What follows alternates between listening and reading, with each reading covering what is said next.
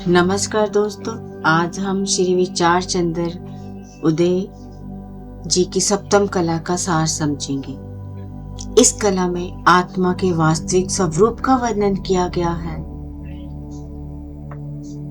इस ग्रंथ में बताया जा रहा है आत्मा के विशेषण, आत्मा का स्वरूप उन्होंने दो प्रकार से बताया, विधेय विशेषण और निषेधीय विशेषण। विधेय विशेषण वह है जो बताते हैं आत्मा क्या है।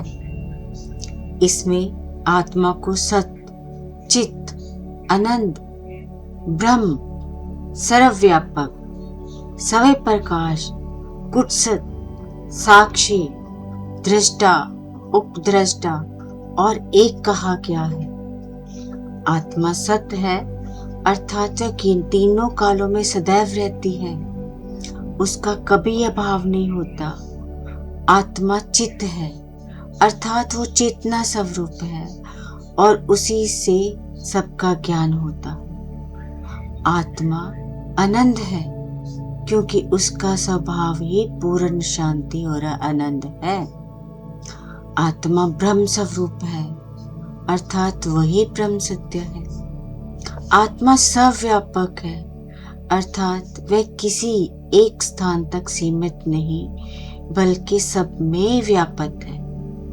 आत्मा सब प्रकाश है, अर्थात उसे जानने के लिए किसी दूसरे प्रकाश की आवश्यकता नहीं होती, उसी से सब प्रकाशित होता है। आत्मा कुत्सित है, अर्थात शरीर और संसार बदलते रहते हैं, पर आत्मा कभी नहीं बदलती।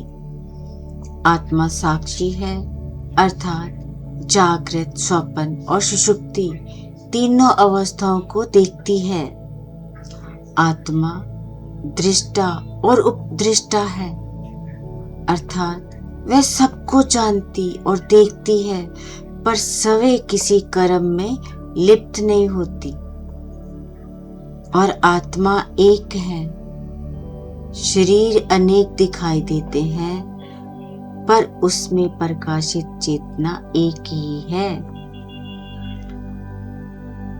अब निषेधीय विशेषणों को समझते हैं। निषेधीय विशेषण वह हैं जो बताते हैं कि आत्मा क्या नहीं है। पहले हमने जाना आत्मा क्या है, अब हम ये जान रहे हैं आत्मा क्या नहीं है।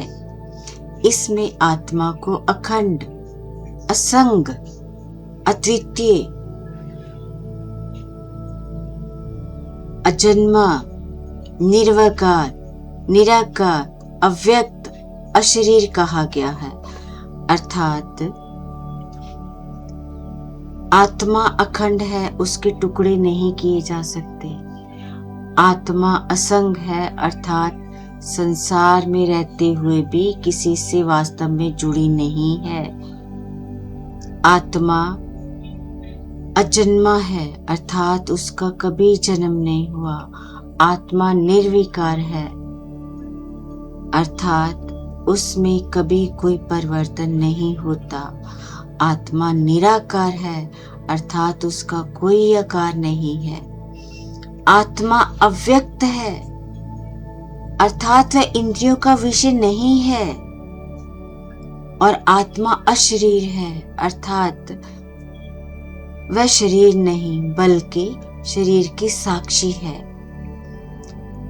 इसके बाद श्री विचार चंद्र उदय ग्रंथ में एक महत्वपूर्ण सिद्धांत बताया जाता है कि ये सभी विशेषण परस्पर अभिन्न है, अर्थात ये आत्मा के अलग अलग गुण नहीं है, बल्कि आत्मा का एक ही स्वरूप है।